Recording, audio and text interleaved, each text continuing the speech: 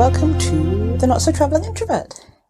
So I had a question come in that I wanted to answer today on the show, and it was a question about productivity.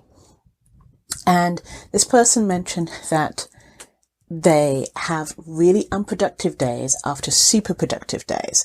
They recently tried out basically like Pomodoros. So it was like 25 minutes on, 5 minutes off, 24 minutes on, 12 minutes off.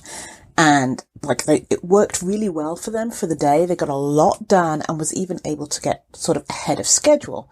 However, the next day, and they did this for about 7 hours. The next day, they got literally nothing done. They were either zoning out, staring into a blank piece of paper, fiddling on the internet. They got some work done just through to guilt, but the day was gone. And they're like, but I know I can be productive. This worked for me yesterday. Why isn't this working for me today? And so there's multiple answers to that. It could be the type of work that was done or the type of work that needed to be done the next day. It could be the fact that you might have been pushing yourself super hard and you didn't realize where your stopping point was, because it's like, I don't know, going to the gym. If you go hard all day, every day, it doesn't work out. You do, 100 push-ups and that's the maximum you can do.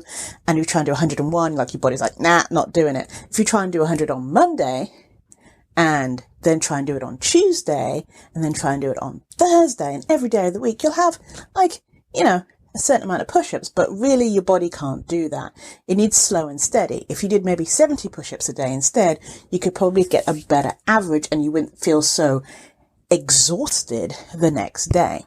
So instead of trying to go all out every day and pushing everything to the max, it might be better to look into where you get into a good rhythm where you're like, I've done good today. I've done a certain amount. Maybe that's 3 hours work. Maybe that's 4 hours of focus work.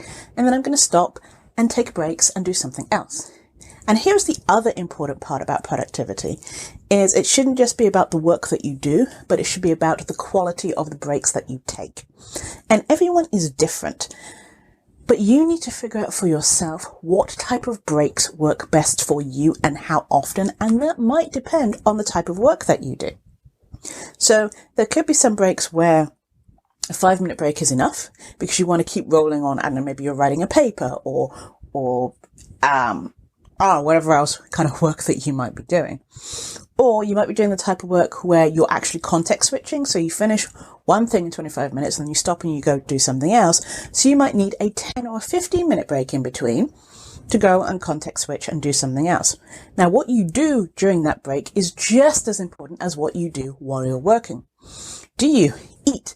Do you stay hydrated? Do you go and breathe fresh air? Do you splash some cold water on your face? Do you zone out? Do you give your brain a chance to recover? So what you do on the breaks is just as important, if not more important, than the work you are actually doing. Think about what type of breaks work best for you depending on the type of work you are doing. And it will be sort of hit and miss and will take some fine tuning and tweaking. So journal it, write it down, take notes, have data points.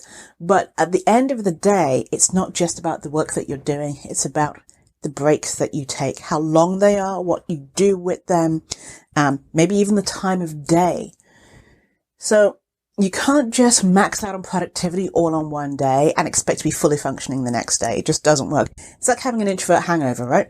You go to an event, you speak to lots of people, and you come home and you're done because you've hit that wall and you're like, I'm done. I can't. And you come home and you're exhausted for the rest of the week.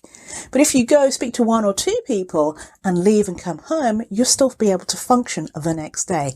It's the same sort of thing. You just need to think about it in that sort of a way. And so maybe try and have smaller productive days, not the whole 7 or 8 hours, but a 3-hour block or a 4-hour block. And it's not necessarily the amount of things you get done, but the type of work you get done, right? It's just something to think about. And to be fair, we're not designed to be productive all the time. Something that we kind of forget about. So thank you for listening. This is Janice at thecareerintrovert.com, helping you build your brand and get hired. Have a great rest of your week.